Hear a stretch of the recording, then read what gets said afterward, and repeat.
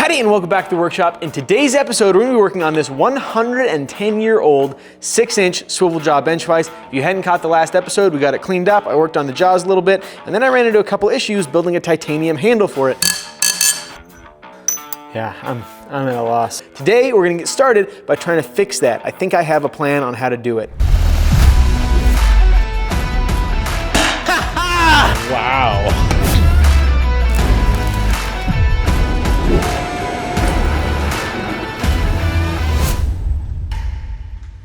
Now, if you'll remember back to last episode, we're working on the handle, and one side I'm just going to hot peen on. So all I had to do was poke a hole through the little piece of titanium that I forged down, and then we'll whack over that end, all neat. But the other side I wanted to be removable, so that if I need to service the handle at all or take it off for whatever reason, I can do that. And so I did some single point threading on one end of this 7/8 titanium bar, and then I started threading the other side, and it didn't go very well. But I think that I have a solution, and that is that I'm gonna relieve the side of this ball that I haven't threaded yet. Basically, the threading ends about 1/4 inch before the shoulders on the handle, and I think that I'm gonna have plenty of thread engagement with the 1/2 inch of threading that I've already done. So what I'm gonna do is chuck this up in the lathe and then use a boring bar and bore out the inside of this so that basically we're getting rid of all that material in there, and then we'll only have a 1/2 inch of thread engagement, but again, that's plenty. As you may remember, this thing's not very easy to hang on to, and so what I'm gonna do is put it in the 3-jaw chuck. If you have 3 jaws, you have 3 points of contact, you will always be able to hold on to something. But I wanna make sure that it is aligned so that when I start doing my boring, we're not gonna get a ton of chatter and it'll be in line with the threads that I'm cutting in there. So here's my plan. I'm gonna use the live center, this little spinny feller, to press in basically and get a perfectly concentric alignment, hopefully. Look at that. I think that worked. We might have a slight problem here, and that is that the insert, the carbide insert for the boring bar right at the very end is chipped. And we don't have another one. So we're gonna give it a rip, just see how it goes. Hey-ho! It works! Next step is to hot peen on that tenon so that this side will never come off.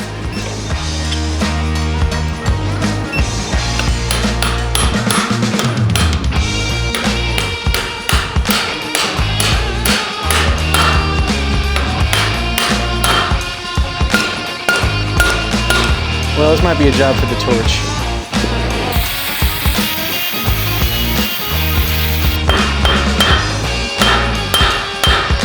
All right, now into the grinding room to grind off the end of those mangled threads that I just ruined. Oh, come on. Just one win on this would be so sick. Ow. Burnt myself. Got it. Okay. Now,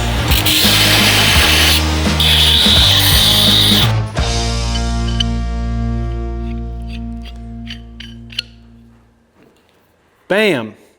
Now we need to make up some rubber washers to go on either side of this so that as the handle slides back and forth, it doesn't destroy your fingers, which has happened to me an unfortunate amount of times. But I bought these 1/8 inch thick black rubber washers at the hardware store. Unfortunately, the hole is a little small, so we're gonna figure out how to open that up. I think the easiest way to do it is gonna be cutting off a piece of this pipe. It's a tiny bit undersized, but not a whole lot, and then cut a bevel on the inside so that we can punch it through those washers and make them just right. All right, moment of truth.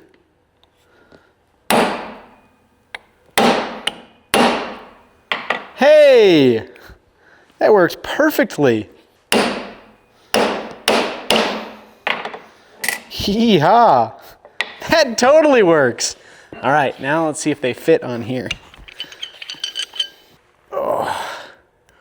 With a little stretching, that fits beautifully. Kind of surprised. Now, moment of truth. Yeah. Soft. All right, with that done, we can move on to the really fun stuff. Cleaning up this bronze jaws that I built up. Now, as you saw in the last episode, I just globbed it on there, and I am thinking that now that the base is bronze, it'll be a lot easier to fill in any extra areas with some TIG. But what I want to do first, do I want to do that first? Oh. So the next step now is to get this thing fixtured up in the mill so I can clean up this jaw shelf here so that I can build a new jaw for it. This is some 01 tool steel. That might be a little bit of overkill because I'm not going to heat treat it, but even as is, it'll still be tougher than mild steel, and it's going to get covered up with angle iron anyway. So let's get it in the mill. Okay, I was about to put this thing back together so we can get it in the mill, but what I didn't notice is that the Vise nut here, it has this big Acme thread on it, and I guess in wire wheeling or whacking it out or something, part of that thread started to bend in, and so it's going to be impossible to get in right now. I'm going to take a carbide burr and carve that chunk away so that we can get this thing reassembled. Dang. Oh, that thing is... So this is kind of an interesting little bit of machining in here before I knock this guy back in. Basically, the way that they did this is they had it cast with a kind of a hollow pocket in there to be machined out. And obviously you can't get a milling machine in there to cut a triangle hole. And so they would have used a shaping machine. So it has a ram that travels back and forth. It's a single point cutter. And they would have cut the inside of that and machined it to a seemingly fairly tight tolerance with this Vise nut.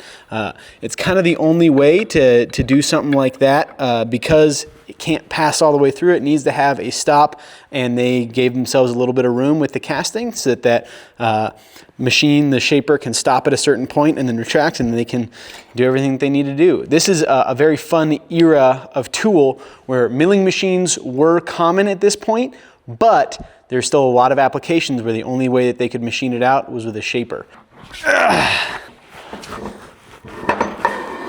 Come on, girl. Now we're basically back to full weight. This thing is huge.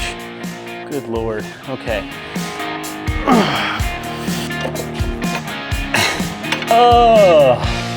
The slide, this guy right here, part of the dynamic jaw, has been machined. So that's the area that I want to clamp onto and reference off of. This down here has not been machined. Everything else, basically, that's the only surface that I have that I can reference off of. And so I want it to be square to that. And by clamping this piece in here, I know that the jaws are going to be aligned because there is a little bit of slop. But if they're tight, that's how it naturally wants to tighten. And so these guys are going to be aligned. But I need to figure out how in the heck I'm going to get this thing clamped. What a nightmare. Everything feels really solid. The parallels are in there, so the slide is sitting square on top of the parallels. It looks right. Figured a little bit of confirmation before I wrecked everything would be good. But it looks like we nailed it. Time to slap in this 1/2-inch carbide end mill and get to cutting.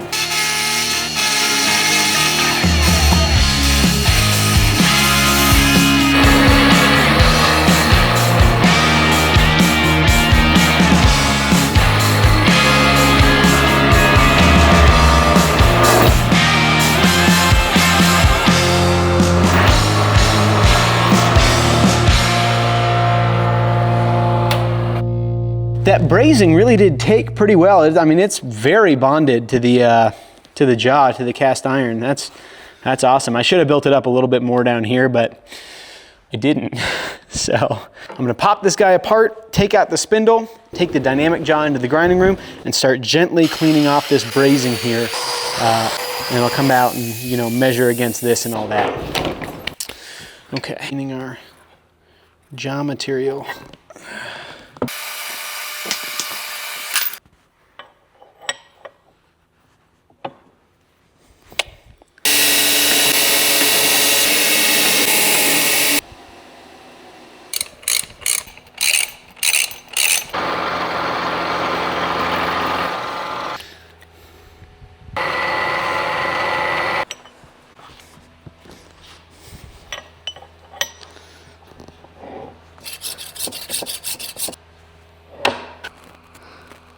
Okay, now it is time to poke a couple holes in this new jaw. Now, I did decide to take it a little thinner, so I just decked it down with the 1/2 inch end mill, and now it is 5/1000 of an inch wider than the jaw shelf, which is just right. I'm gonna drill through with oversized 1/4 inch, so it's 280 thou, where normal 1/4 inch is 250 thou, and that'll give us a little bit of room because I'm gonna have to hand drill, and then I'm gonna countersink it with a 1/2 inch end mill. And that'll mean that the head of the screw can sit below the surface of the jaw shelf. And again, giving myself a good bit of room so that the head of that bolt can float around a little bit and we're not tied in to super tight tolerances. So now we just have to do the hard part. That works pretty good. You gotta center punch this guy and try not to mess up. I'm gonna mess it up. Alrighty, we're gonna nail it and it's gonna be awesome. And if we don't, then it'll be just a bunch of time down the drain. Okay, does that look square? I guess it doesn't want to be, it wants to be square with that.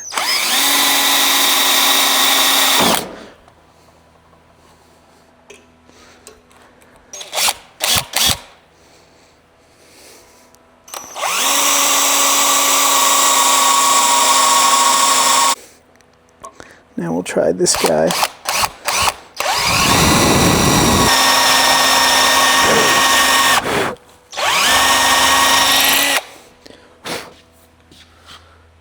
Well, we might have diddly done it.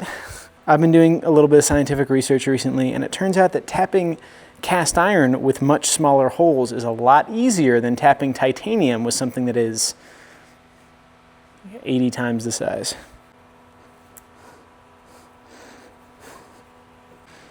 I was so worried about that.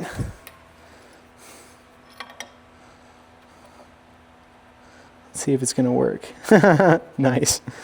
Okay. Make sure that nothing got horrifyingly messed up during that process. Yes, sir. Well, actually, I just had to say it, didn't I? Main problem here is that this thing is as old as sin. It's 110 years old. Sin is actually older than that. And over the years, it looks like the jaw has been bowed out a little bit. So it's been used more on the edges than it has been in the middle. And so the edges are more worn away. And so it touches in the middle, but not quite on either side. It's close over here, but it's still touching mostly in the middle. The other problem is that the jaw that we have not machined is, this one is sitting just money straight up and down, and this guy is sitting like that. The big benefit of bench vices, and why part of the reason why I prefer them over post vices, is that they close parallel, just like that, not like this. That's no good. That means you're gonna pinch parts. It means you can't close stuff flush. So we gotta fix that. Dadgummit. Okay, this time I'm gonna do it with the pin in, which means we should probably cut this pin off of this assembly. And then we'll tighten it down and basically just lightly take just a touch off of this guy until it's nice and flat. Again, it's all getting covered up anyway, but bummer. Dang, dude. That is perfect. That looks incredible. Well, the setup looks good. It's nice and tight. And that sword will be available by the time this video goes live. So check out steltermfg.com. We do have some other fun customs up there as well right now that are worth checking out. And other, not crazy expensive knives, just fun stuff. All right, let's give this thing a rip.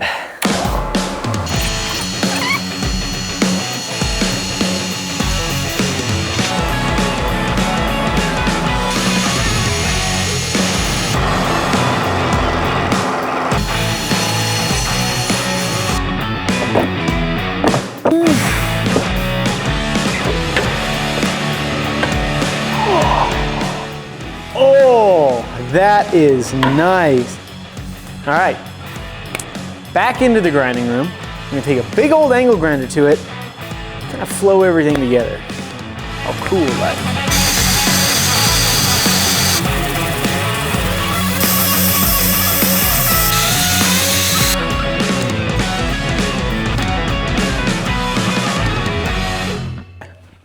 I think the next order of business, now that the jaws are looking scrumdiddly-umptious, is to fix this nasty, horrific looking swivel pin. Now, it looks like it was hammered on a bunch, mushroomed out on the top, and then someone got like a pipe wrench on there to try and get it unstuck at some point. Very icky business. And then some other idiot welded a piece of rod on there. Duh. So we're just gonna take this to the grinder and get it looking good. We still have enough room on there to, you know, be able to like hang on to it and pull it in and out. It's got a great fit. When it's in there, it doesn't move at all. And so, and I'll never hit it with a hammer, ever. If you have a swivel jaw vise, don't do that. Bad. But we'll just clean it up a little bit, make it look nice, and then we'll move on. 1 3/4 inches probably. So in case you didn't figure it out, this is the template mock-up for the jaw covers I'm gonna do. Now I need to transfer this onto the angle iron that we're gonna be using, and an important thing if you're gonna make jaw covers out of angle iron is to make sure that you mill out the little fillet on the inside right here, because that little rounded edge there is gonna create a world of problems if we don't rip it out, trying to sit on a 90-degree edge right there. Okay, so I want to be efficient with my time here. So before I grind on those vise jaw covers and get them cleaned up and ready, I want to wire wheel this guy off and get it ready to put rust converter. That rust converter is just a super light, thin, just really nice black coating, but you need the part to be clean first. And while we're at it, we may as well start coating the vise as well, because this is the same thing that I'm wanting to use on here. I'm not going to worry too much about it getting into like the swivel jaw components or anything like that. I'll just be able to clean them up with a little Scotch-Brite when it's all dried and done. Now this stuff does stick a lot better to roughed up surfaces. So you don't want to, I mean, as a general rule on machines, you don't want to coat anything that's been machined. But it'll do okay in some of the areas like up here, kind of where I've ground down the tops of the jaws and stuff like that. You start working on that vise jaw covers.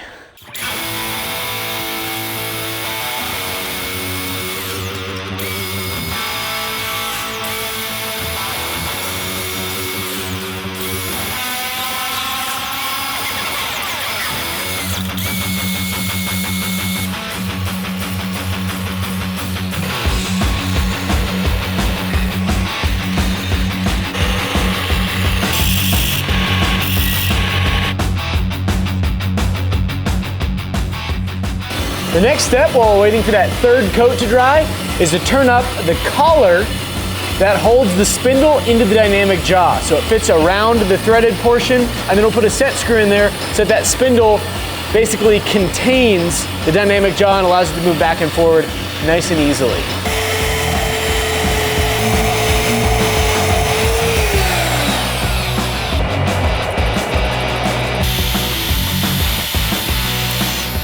Oh, I forgot. How did I forget that?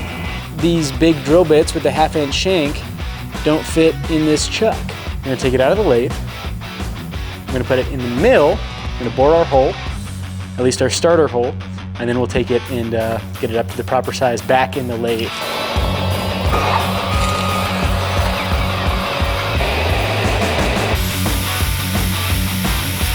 It's gonna be really embarrassing if this doesn't fit. You remember that time that I was like, man, that's gonna be really embarrassing if it doesn't fit? That was hilarious.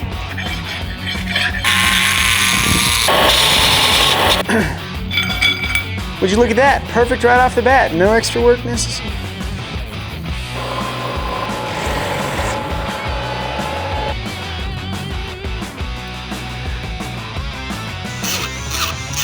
All right, moment of truth. Making sure everything fits.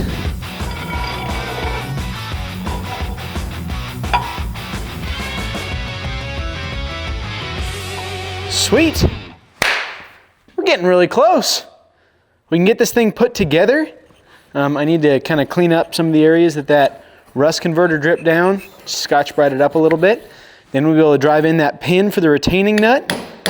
re-free up the swivel jaw because this stuff did coat on there a little bit and just make it a tiny bit sticky. And we were ready to put it together and assemble those jaw shelves. This thing is in fact a beaut.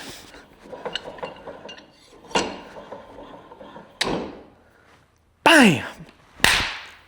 That's what we want. That we need to address is where this guy's gonna sit on that stand. Okay, so we got our base, but we need something to put on top. So let's head back and look for a piece of material. Good looking plate. It's got a couple holes in it though. Matt very graciously cut out a chunk of rubber for this thing to sit on earlier. So this guy will sit on there. Hold on now, do those holes line up? Crazy. Look at 3 holes, three more, and 3 other holes? That's the same amount of the vise. Wild. Should probably just check and see if it fits. Well, that's just ludicrous. I found these bolts that just seem like they're the ticket. And I bet that drill press really didn't like poking all of these big holes. If I was a betting man, anyhow.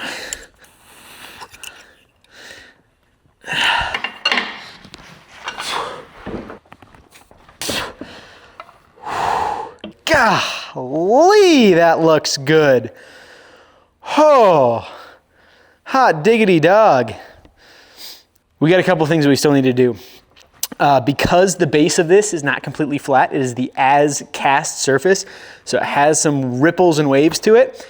That makes me nervous to bolt it down with big bolts onto this because this plate is flat and it's very not going to conform to the base of this. And so I'm gonna use some of this other rubber and I'm gonna trace out the foot of this guy. We're gonna cut a little footprint for it so we have kind of a gasket. It's a very hard rubber, but it'll be a good gasketing material. We'll be able to crank down on it and not worry about breaking the feet off of this vise when we're using it. So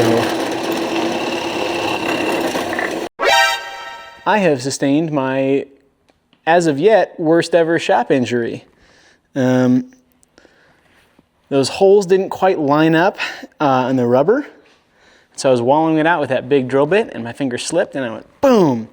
And it goes through rubber and fingers as it turns out. Oh, well, my thumb is still attached. I did go to the urgent care, which is not something that I admittedly usually do. I prefer super glue and letting things heal the bad way. This is my first time getting stitches. My hand was so dirty, the cut was so gnarly, I didn't think they were gonna be able to do anything, but they got it stitched up. And it actually didn't even hurt that bad, the actual stitches themselves. The numbing of the wound, on the other hand, I think was the worst pain that I've ever felt. It was very unpleasant, but it's all stitched up now. I can work with it. So we're good to get back to it.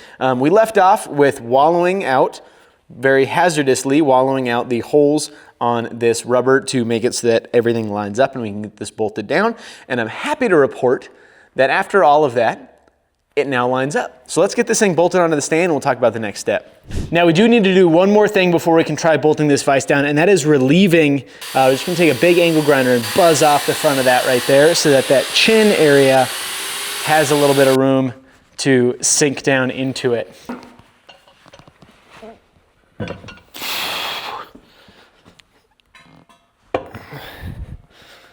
Nice.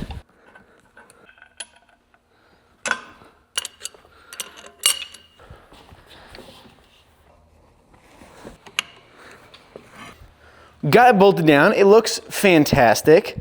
Now we're gonna forge on the jaw covers that we made. I'll start off with the one on the dynamic jaw. I'm just gonna torch heat and bend everything together, and then we'll go switch over and bend on the one on the static jaw. Easy day.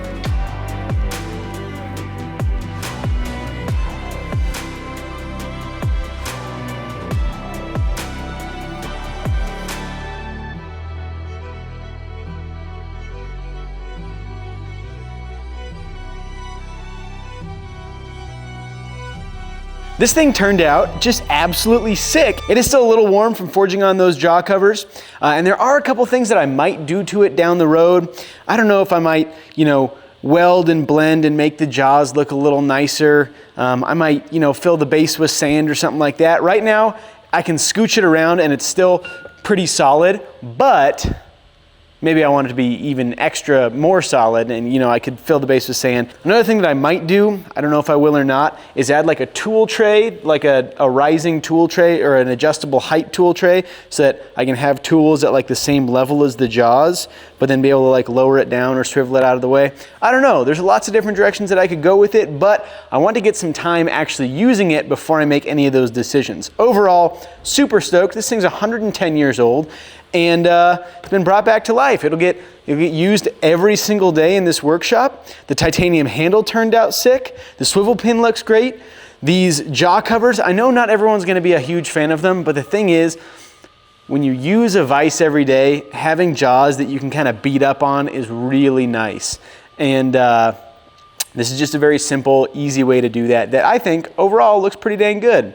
I'm stoked to finally have a good swivel jaw vise out here so we can hold some tapered objects. There's nothing more frustrating than having like a forged object or something like that you just can't hang on to in a vise. It's the worst, but this takes care of that. It'll also be super nice to just have a big vise out here in the main area. We've got the big vise that I restored, the Princess number 23 in the grinding room, but it's a pain and a hassle to have to go in there, and it's always dirty. It'd be nice to have a clean, cool vise for out here. I think this thing looks great. The pedestal stand looks just spectacular. I might put some rubber underneath it. Matt cut a disc of rubber for underneath it, but I don't know if I want to put it under there or not. So, and you guys will get to follow along with what I do to it, as we continue to publish more and more videos. If you guys have any cool ideas of things that I could do to make this workstation better, drop a comment down below. Let me know what you think. Thank you so much to our patrons for patronizing our channel. And if you guys want to help support the channel another way, you can go to steltermfg.com and check out the products that we have for sale there. Matt just finished up that super sweet sword, and we've got all kinds of other knives and all kinds of other forged goods up there for sale. Thank you guys so much for your support, allowing me to do what I love and use tools that I love along the way. Appreciate y'all. See you on the next one.